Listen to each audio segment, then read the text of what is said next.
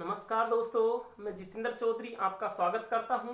तो दोस्तों, आज हम टॉपिक लेकर आए हैं विद्युत धारा, जो कि फिजिक्स का एक भाग होता है। विद्युत धारा, इलेक्ट्रिक करंट। तो आज हम अध्ययन करेंगे विद्युत धारा, इलेक्ट्रिक करंट।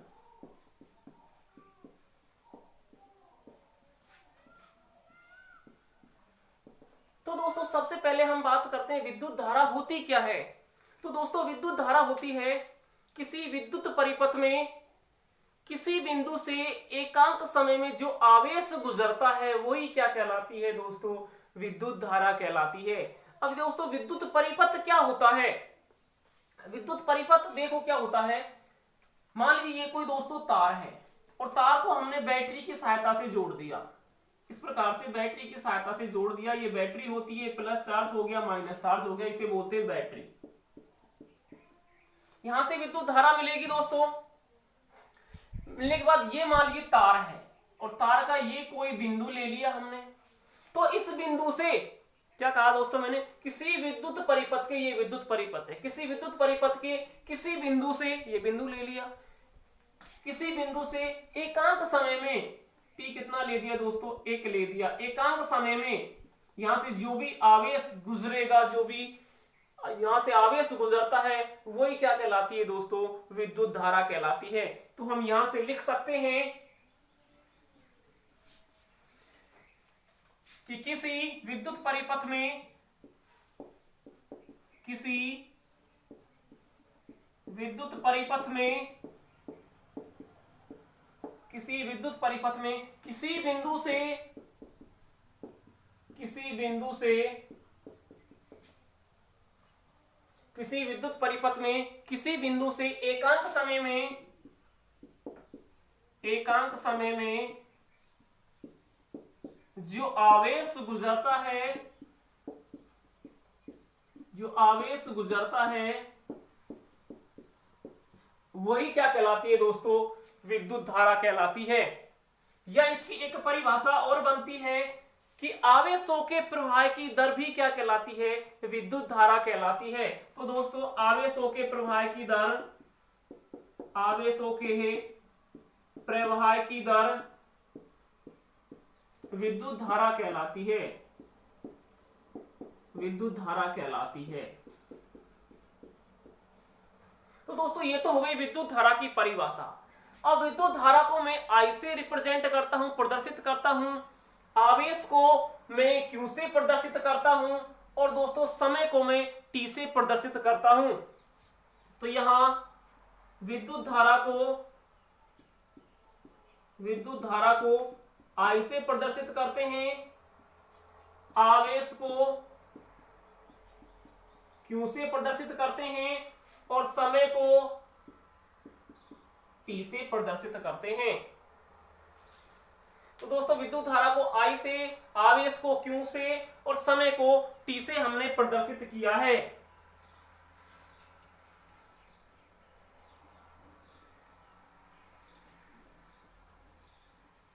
तो यहां परिभाषा से दोस्तों फॉर्मूला बन गया हमारा, विद्युत धारा बराबर,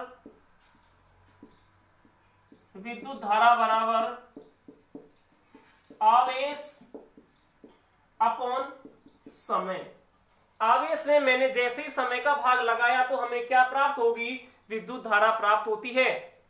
हमने विद्युत धारा को I से प्रदर्शित किया है, आवेश को Q से प्रदर्शित किया है और दोस्तों समय को T से प्रदर्शित किया है। तो हमारे पास फॉर्मूला बन गया I बराबर Q अपॉन T, I बराबर Q अपॉन T। अब मैं बात करता हूं आवेश के बारे में।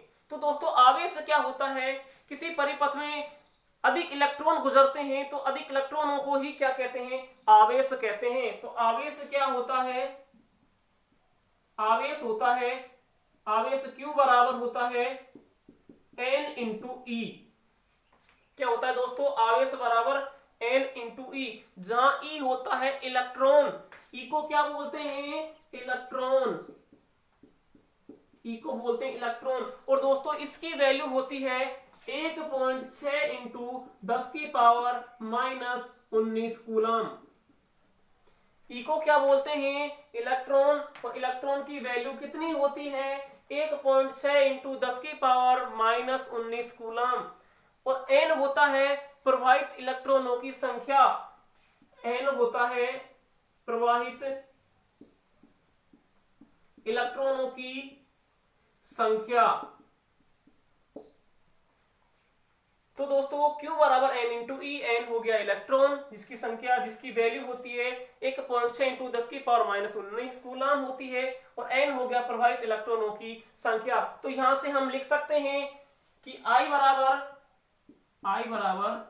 N इंटू ई अपॉन टी, क्योंकि हम जानते हैं Q बराबर क्या है, N इंटू ई। तो Q के स्थान पर मैंने क्या लगा दिया, N इंटू ई। तो फॉर्मूला क्या बन गया, I बराबर N इंटू ई अपॉन टी।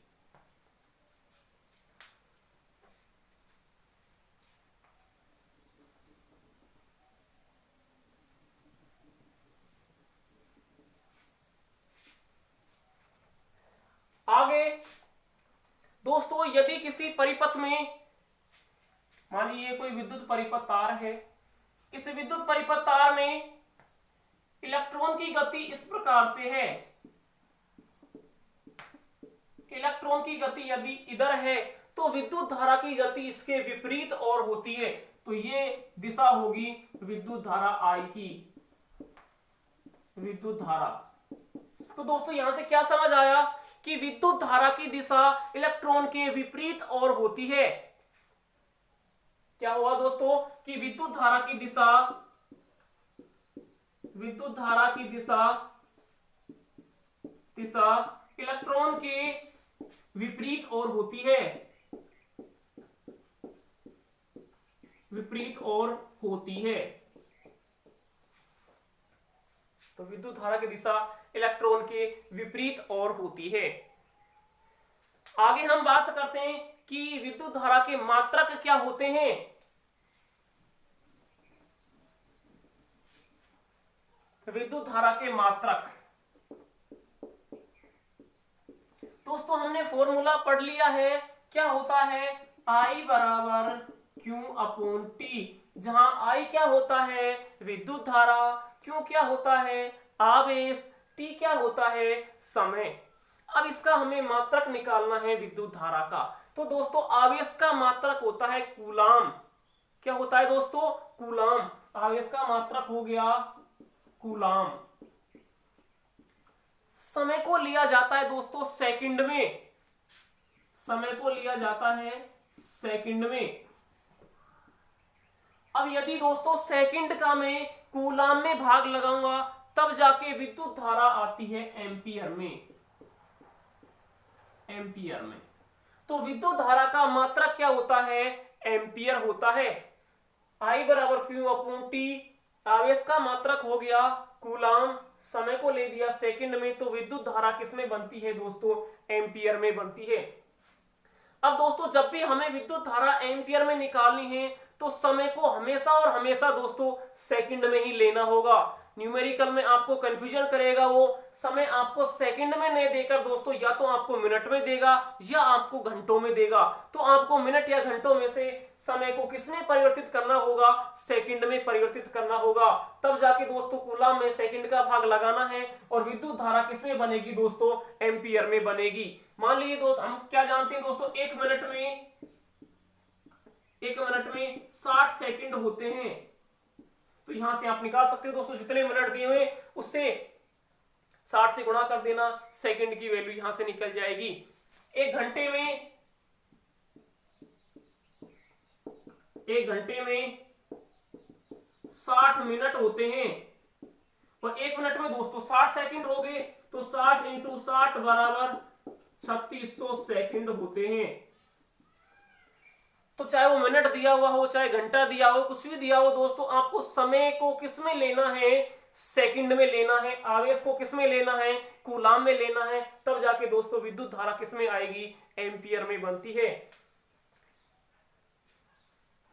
कुछ विद्युत धारा के और छोटे मात्रक हैं, जैसे मिली एम्पियर होता है, मिली एम्पियर। मिली का मतलब होता है दोस्तों 10 की पावर -3।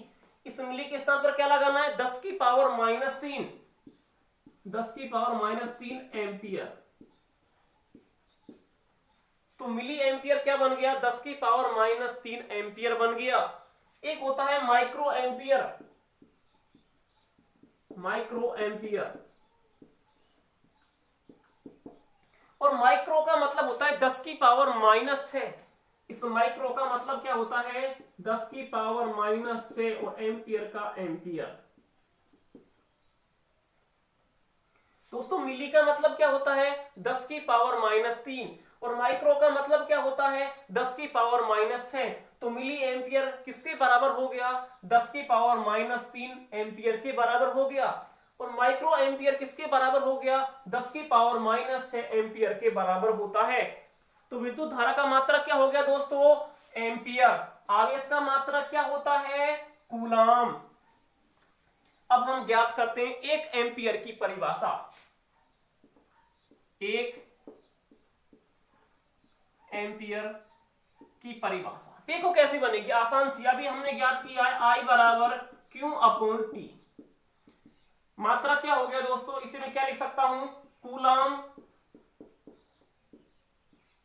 Upon second. तब जाके हमें क्या प्राप्त हुआ था? एम्पियर। अभी अभी ज्ञात किया है हमने। तो क्या है दोस्तों, यदि मैं समय ले दूं 1 सेकंड, कितना ले दूं? 1 सेकंड। आवेश कितना ले दें दोस्तों? 1 कूलाम। तो 1 में 1 का भाग लगाने पर कितना आएगा? 1 आ जाएगा। तो वो वैल्यू किसकी आएगी? एम्पियर की आएगी। तो क्या ले देते हैं दोस्तों? Q बराबर 1 कूलाम और T बराबर क्या ले दिया? 1 सेकंड। जैसे मैं मान लगाऊंगा यहां तो क्या बन गया? I बराबर 1/1 बराबर 1 और क्या बनेगा? एम्पियर। तो ये क्या हो गई? 1 एम्पियर की परिभाषा। कैसे लिख सकता हूं दोस्तों? हिंदी में किसी विद्युत परिपथ में किसी बिंदु से, किसी विद्युत परिपथ में किसी बिंदु से एकांक समय में जो एकांक आवेश गुजरता है वही क्या कहलाता है दोस्तों? 1 एम्पियर कहलाता है। दोबारा देखो दोस्तों, किसी विद्युत परिपथ में किसी बिंदु से एकांक समय में जो एकांक आवेश गुजरता है तो विद्युत धारा कितनी होती है दोस्तों? 1 एम्पियर होती है।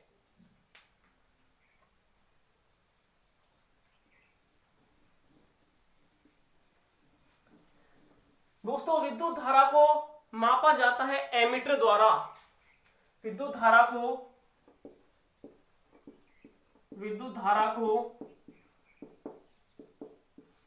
एमीटर से मापा जाता है।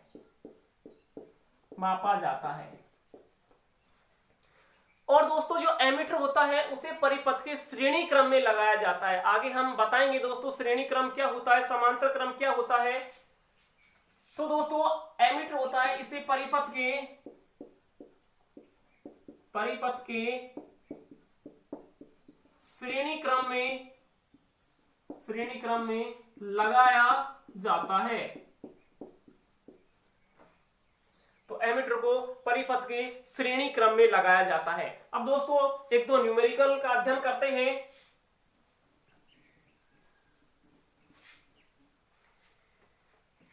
एक न्यूमेरिकल है कि 1 कूलाम आवेश में कितने इलेक्ट्रॉन प्रवाहित होते हैं। क्या है दोस्तों? 1 कूलाम आवेश में, 1 कूलाम आवेश में कितने इलेक्ट्रॉन प्रवाहित होते हैं। तो दोस्तों 1 कूलाम दिया हुआ है तो मतलब किसका है भाई? आवेश का। और आवेश का मात्रक क्या होता है? कूलाम। मतलब आवेश कितना दिया हुआ है? 1 दिया हुआ है। और प्रवाहित इलेक्ट्रॉनों की संख्या निकालनी है। तो हम क्या जानते हैं दोस्तों? Q बराबर N इंटू E होता है। Q आवेश होता है, N प्रवाहित इलेक्ट्रॉनों की संख्या होती है, E क्या होता है? इलेक्ट्रॉन, जिसकी वैल्यू हमें पता है कितनी होती है? 1.6 इंटू 10 की पावर -19 कूलाम होता है। तो यहां से N का मान निकाल लो। इसको इधर लेकर जाऊंगा तो दोस्तों इधर भाग लग जाएगा। Q बराबर सॉरी n बराबर Q अपॉन E। Q की वैल्यू हमें पता है कितनी है, 1 दिया हुआ है प्रश्न में। E का मान हमें ज्ञात है, कितना है 1.6 इंटू 10 की पावर माइनस 19। ये क्या है 1 कूलाम, इधर भी क्या है 1 कूलाम, कूलाम से कूलाम कट गया, तो क्या बन गया n बराबर 1। ये 10 की पावर माइनस 19 ऊपर जाएगी, किसमें बदल जाएगी दोस्तों, प्लस में बदल जाएगी। तो मैं इसे क्या लिख सकता हूं 10 की पावर प्लस 19। इधर 1 ले दिया तो क्या बन गया 10 इंटू 10 की पावर 18, भाग लगाया 1.6 का, पॉइंट है ऊपर 0 और लग जाएगा, तो क्या बन गया n बराबर 100 अपॉन 16 इंटू 10 की पावर 18। भाग लगा दो दोस्तों, कितना आ गया लगभग 6.25 इंटू 10 की पावर 18। कितनी आ गई दोस्तों 6.25 इंटू 10 की पावर 18। इतने इलेक्ट्रॉन प्रवाहित होते हैं 1 कूलाम आवेश में। अब दोस्तों चाहे वो एसएससी सीजीएल हो, चाहे रेलवे का पेपर हो, सभी में दोस्तों न्यूमेरिकल पूछे जाने लगे हैं, क्योंकि एग्जाम का जो लेवल है वो थोड़ा हाई हो चुका है। तो न्यूमेरिकल कैसे आता है, न्यूमेरिकल आता है किसी विद्युत परिपथ में, किसी परिपथ में, किसी विद्युत परिपथ में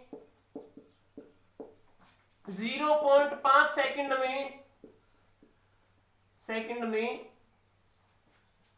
2 कूलाम आवेश गुजरने